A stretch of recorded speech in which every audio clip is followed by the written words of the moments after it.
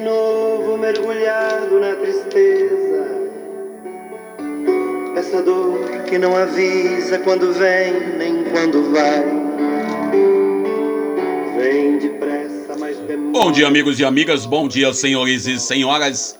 Eu sou Daniel Nonato, obrigado a vocês pela presença em nosso encontro matutino nesse domingo, dia 20 de junho de 2021, recordando aos senhores e às senhoras que estamos na Igreja Católica, a liturgia católica, no 11º domingo do tempo comum, e vivemos aí um momento histórico que nós não queremos trazer para nossas vidas, mas chegamos ao número de 500 mil mortos pela Covid-19. Um amigo me questionou, um amigo mandou para mim mensagem falando que será que todos os mortos que relatado foram Covid mesmo nesse período? Não morreu ninguém de chikungunya, ninguém de câncer, ninguém de AIDS, ninguém não, senhores. Morreu também disso. Mas a marca que nós estamos lamentando é que a morte por Covid existe por causa de uma omissão. Uma omissão da autoridade competente, no caso aí do Ministério da Saúde, do Presidente da República e também, às vezes, até nossa mesmo. Quantas vezes nós esquecemos de lavar as mãos, esquecemos de nos cuidar, esquecemos de nos preparar dignamente para entrar em casa? Acontece. Uma das coisas que mais me preocupou quando tive Covid-19 ano passado, eu falei isso na live de ontem, foi quando eu fiquei preocupado se eu tivesse contaminado alguém. Não é alguém que eu amo, alguém, qualquer pessoa. E às vezes a gente normalizou. Morre 2.000 pessoas por dia no Brasil de Covid e nós estamos aí vivendo, as festas estão acontecendo. Reconhecemos que existe da parte da Presidência da República uma omissão muito grande e ele tem a culpa pela sua atuação, primeiro porque ele menospreza a ciência. Primeiro porque ele menospreza a ciência. Segundo porque ele não tomou juízo ainda e entendeu que estamos vivendo um tempo de pandemia. E aí toda semana ele provoca aí uma aglomeração. Por exemplo, ontem também teve aglomeração da esquerda, como alguém quer falar. Eu não preciso nem dizer que é esquerda, eu falo do cidadão ajuizado, que foram para as ruas e em todo o Brasil gritar fora Bolsonaro. E esse gritar fora Bolsonaro não foi um gritar fora simplesmente por gritar. Um dos pedidos dos gritos era um país com saúde, educação, alimentação e vacina.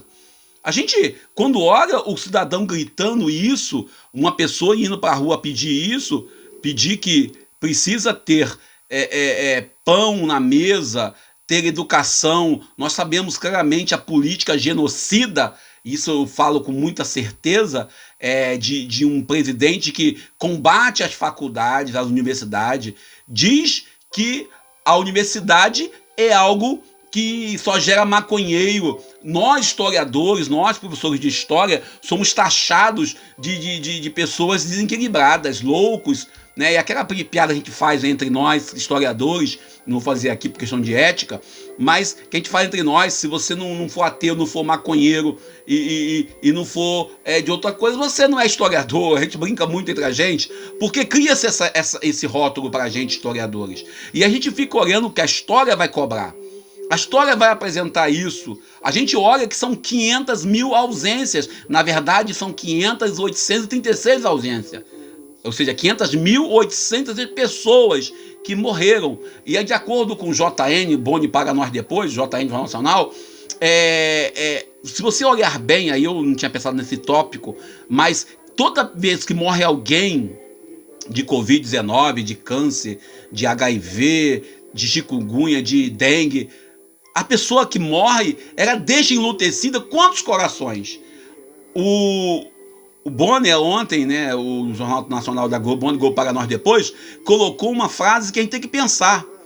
São 500 mil mortes E são quantos corações enlutecidos. São quantas pessoas que perdem a sua vontade de viver porque perdeu um filho, porque perdeu o marido, porque perdeu a esposa, porque perdeu um grande amigo.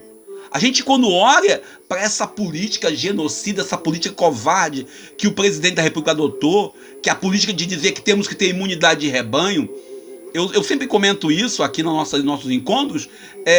Eu tive a Covid-19, não tive consequências, mas teve pessoas que eu conheço que tiveram e morreram. Temos aí o Padre Nelson, aqui da Diocese Nova Iguaçu, o Padre Nelson Cândido, da paróquia da Santíssima Trindade lá de Nilópolis. Ele está lá se fazendo fisioterapia para se recuperar, pois ele ficou, devido à Covid, ele foi entubado, ele teve todo um tratamento, ou seja, e a pessoa está brincando. A gente olha para a vida e olha para a vida com muita tristeza, para a vida de quem defende ainda esse contexto. Ah, não, porque temos que ver que 2 homens sérios foram lá falar sobre o tratamento que funciona. Senhores, será que o mundo todo está errado? Será que o país todo está errado? Será que se esse tratamento precoce, que para mim não existe tratamento precoce, é tratamento e acabou? Eu não estou falando em nome da Igreja Católica, nem em nome da Igreja Evangélica, nem em nome do Papa, nem em nome de bispo, nem em nome de padre. Eu estou falando como cidadão brasileiro, do qual eu sou. Sou brasileiro, sou cidadão, e eu tenho o direito de emitir minha opinião nesse sentido. Inclusive ontem, a gente vai falar um pouco mais local, aqui na cidade onde eu estou residindo, onde eu estou dormindo, onde eu estou morando. Ontem alguém me postou que a prefeita atual, da qual eu ajudei a fazer campanha, ajudei a eleger, acolheu um ex-prefeito. E aí eu coloquei embaixo, é isso aí, tá vendo? A gente erra também, não é isso? A gente não tem acertos. E aí um outro ex-prefeito me respondeu na rede social que tem que entender que tem que fazer a vontade do povo. Tá bom, ex-prefeito, tem que fazer a vontade do povo, concordo com o senhor. Só que às vezes o povo é iludido. Quantos votaram em Bolsonaro acreditando que ele ia fazer uma política boa? Quantos elegeram o presidente que gosta de andar de moto cara, que gosta de andar no conforto, que tem um cartão corporativo de R$1 milhão no mínimo? E aí alguém vai dizer para mim, poxa, Daniel, então você está entrando no mundo da política, está deixando o evangelho de fala. Não estou deixando, porque não tem como você fazer a palavra de Deus ecoar sem você olhar para a realidade, sem você olhar para o mundo que está aí fora, o mundo que nós vivemos. A gente ainda fica preocupados de verdade com uns e outros que acham que o evangelho que nós seguimos é o evangelho que tem que nos entorpecer.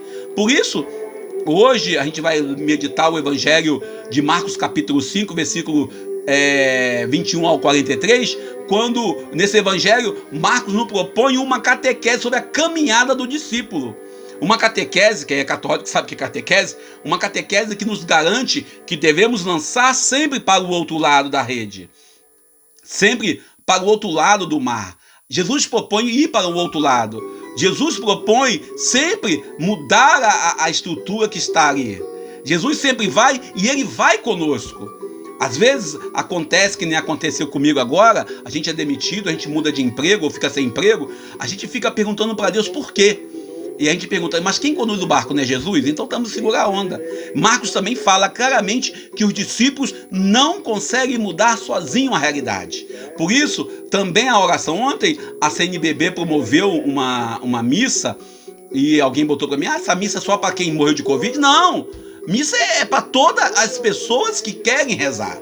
No contexto situado nesse evangelho, Marcos ele tenta demonstrar que a autoridade daquele tempo lá de Jesus, eles não queriam muita novidade, não queriam muita convívio com o povo, porque havia essa visão que o povo era impuro, que o povo não tinha condições. Por isso, Jesus vem combatendo isso. Jesus opera milagres, e ele operando milagre naquela região, ele percebe também que o povo só ia atrás dele por causa do milagre. Quantas vezes pessoas mudam de igreja esperando milagres, esperando que aconteça o milagre? Não, na igreja do pastor fulano tem milagres. E às vezes a gente sabe que esse milagre às vezes é um factoide.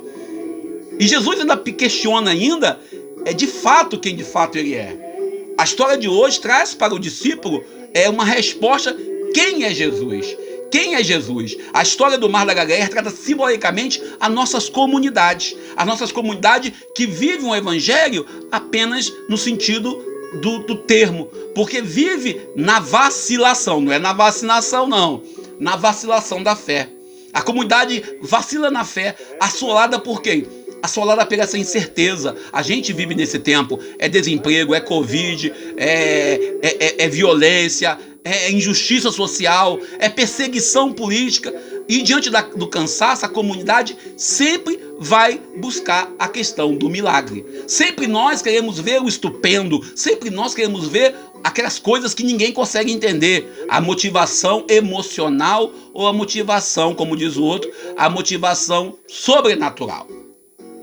Sem esforço, sem desafio de atravessar o mar, sem a coragem de mudar o lado que você vai, sem a coragem de você caminhar em direção ao outro lado do mar e caminhar sabendo que está indo com Jesus, não há mudança. O evangelho de hoje traz para nós uma realidade que nós estamos vivendo, uma realidade onde uns e outros acreditam que o evangelho é apenas para poder ser usado para eleger político ou apenas para justificar a sua vivência na comunidade. Jesus, quando deixa a multidão lá e vai para o outro lado da barca, ele deixa bem claro, aquele povo, ele deixa bem claro que é preciso. E quando ele vai na barca e tem uma grande tempestade, tormenta, né, as ondas que estavam lá, não acredito que as mudanças não geram tormentas. A gente não pode trabalhar a mudança de época, mudança de atitude. O que a gente estuda na teologia, né? Mudança de época, mudança de local. A gente vive essas mudanças todas. Jesus aparentemente dormia. Jesus estava ali descansando a pessoa de Jesus de Nazaré. E eles ficaram desesperados e chamaram o mestre Jesus. E Jesus fala: olha, Senhor, estamos afundando. Talvez nós, às vezes, e eu falo isso, acontece comigo também, queremos que Jesus esteja, às vezes, dando solução para as dificuldades da vida que nós podemos solucionar. O evangelho de hoje traz para nós ainda um Jesus que questiona: por que estás assustado? Estás assustado por quê? A gente muitas das vezes ficamos assustados, e eu estou plenamente assustado nessa vivência nova que eu estou tendo. A gente vive assustado diante do cansaço da caminhada, diante da dificuldade da caminhada. A religião de milagres, a religião que tem que calar mar, a religião que tem que ter cura de paralítico.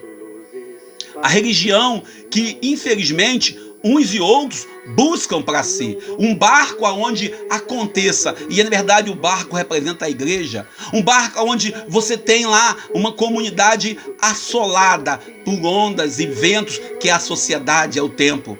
Ontem conversávamos sobre a questão do aborto, e nós falávamos que a igreja ela é contra o aborto, e todo cristão tem que ser contra o aborto. E ontem eu ouvi um testemunho bonito numa reunião que eu estive, de um amigo, de um conhecido, que ele teve um filho, que o médico falou que o filho nasceria com deficiência e orientou para que ele fizesse o aborto, e ele simplesmente recusou-se a fazer o aborto. Esse meu amigo, ele aceitou ter aquele filho. De acordo com a tradição, com a ideia que eles tiveram, que aquela criança ia viver 6 minutos, e aquela criança viveu 4 anos, e foi 4 anos onde aquele pai e aquela mãe amou e cuidou daquela criança, dando testemunho plenamente de uma cristandade que muitos dizem que são cristãos e não têm. E a gente, quando fala da questão da defesa da vida, a questão do respeito à diferença, passa por esse contexto. O médico, de acordo com a história, com o fato que eu ouvi, ficava indignado que eles tinham que fazer, que aquilo não ia ser só sofrimento.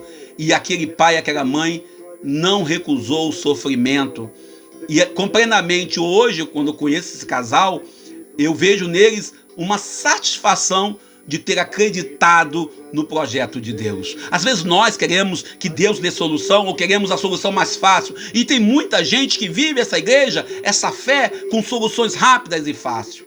E aí os apóstolos acordam Jesus e questionam. Hoje, em nossa sociedade, algumas igrejas parecem uma igreja que quer ter público, que tem multidão, uma igreja que tem que ter um milagre, uma igreja que tem que ter um mistério.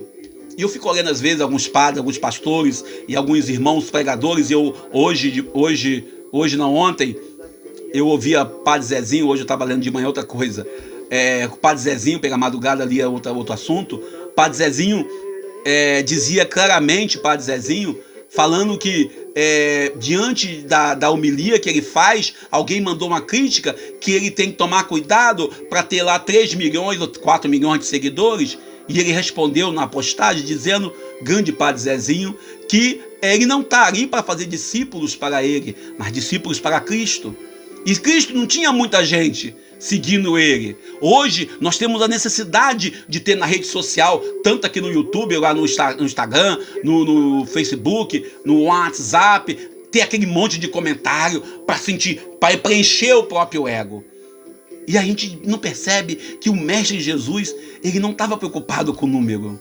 Ele não estava preocupado com quantidade. Seguir Jesus é assumir claramente que vai ter tempestade. Seguir Jesus é aceitar as mudanças propostas. Ontem conversava com um amigo e dizia, olha, a gente vai olhar bem a igreja do primeiro século e a igreja do século XXI tem muita diferença. Nós estamos no extremo disso tudo. O Cristo da cruz é o mesmo Cristo. O Cristo da ressurreição hoje, né, a gente olha bem claramente, é o mesmo Cristo, mas o povo é um povo diferente, mas com vícios iguais, com defeitos iguais. Nesse domingo, 12º domingo tempo comum, onde a gente percebe claramente que algumas pessoas buscam até mesmo enfrentar o Papa. O Papa não sabe de nada. A tarefa difícil que o Papa tem, aquilo que Dom Luciano Bergamin falava quando eu dirigia para ele, aqui pela Baixada Fluminense, na querida Diocese Nova Iguaçu, ele dizia claramente, uma coisa é ser o Papa, outra coisa é dar conselho para o Papa. E ele dizia, entre aspas, uma coisa é ser o bispo, outra coisa é dar conselho para o bispo. Diante das mensagens que o Papa traz, quando ele fala do meio ambiente, quando ele fala da fraternidade, quando ele fala contra o vírus que está aí, quando ele fala da política errada que alguns adotam, e até quando ele chamou o brasileiro de cachaceiro aí, o pessoal ficou querendo usar isso contra o Papa. Uma piada do Papa. Embora eu não concorde com o Papa, porque eu não tomo cachaça todo dia, só de vez em quando. Dia sim, dia não. O Papa traz para nós também essa pessoa, uma pessoa humana. E nisso que nós queremos às vezes. Às vezes nós queremos apenas a divindade. E neste evangelho de hoje, você vê claramente a pessoa humana de Jesus de Nazaré. Essa pessoa humana que vive a realidade aonde a dor, o sofrimento e o cansaço também acontece. Nós temos que entender que muitas das vezes nós também vivemos esse cansaço. O cansaço, o desespero, a tristeza, a dor, o sofrimento. Marcos vem trazer para nós, nesse evangelho de hoje, no capítulo 5 desse evangelho de hoje, ele traz para nós hoje, esse capítulo 5, versículo 21 ao 43, apresentando um Cristo real, um Cristo plenamente homem, um Cristo que também tem seus momentos de cansaço, um Cristo que traz para nós. E nesse momento em que ele é chamado, ele é acordado, ele pergunta, olha, não sabia, que isso, tem medo de quê? A gente às vezes fala claramente, o lago de Tiberíades, onde eles iriam atravessar, é um lago assim, é o chamado Mar da Galileia, né? É um lago de água doce. Quando fala de ondas sendo tomada, a gente pensa, porque ondas, deve ter tido um vento muito forte. É um lago de 12 quilômetros de largura, ou seja, é uma distância boa, não é isso? Para quem gosta de nadar, por exemplo, eu quando mais jovem, eu gostava de nadar, atravessava aqui 70, 80 metros nadando, hoje em dia eu não consigo nem nadar 5 metros, a barriga não deixa, não é isso? A gente quando olha para esse contexto e vê os apóstolos preocupados, nessa realidade, e aí e você vê claramente que Jesus está no barco com eles. E muitas das vezes, Jesus está conosco no barco da vida e nós não percebemos.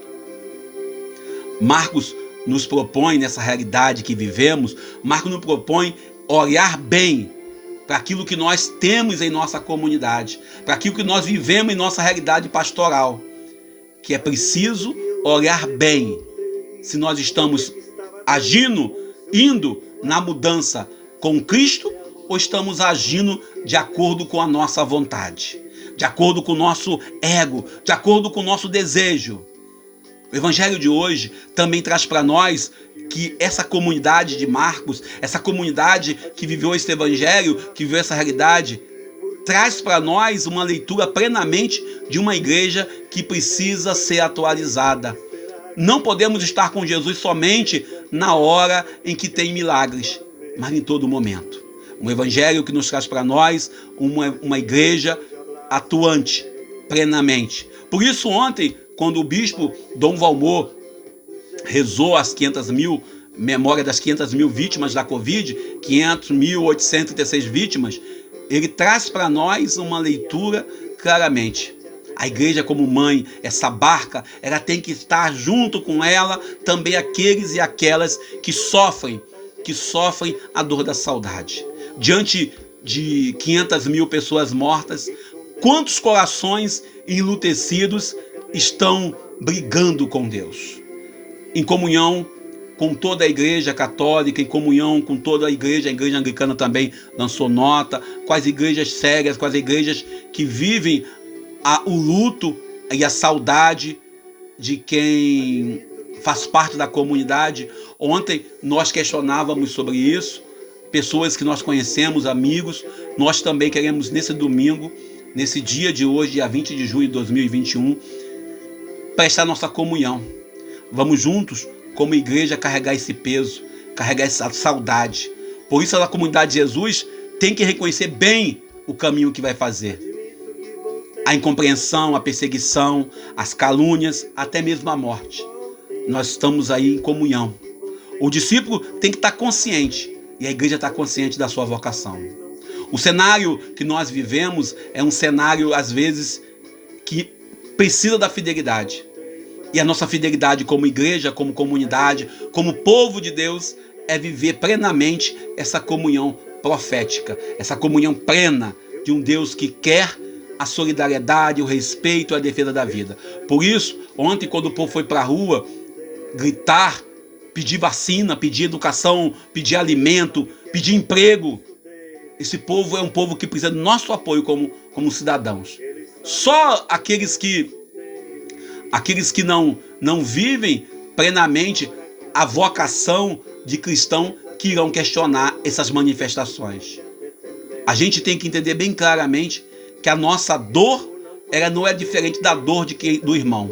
Em comunhão com os médicos, enfermeiros, agentes de saúde, todos aqueles e aquelas que estão enlutecidos pela Covid-19, eu quero deixar aqui o meu bom dia. Eu sou o Daniel Nonato. Que Deus nos abençoe, nos ajude e nos console na dor da saudade.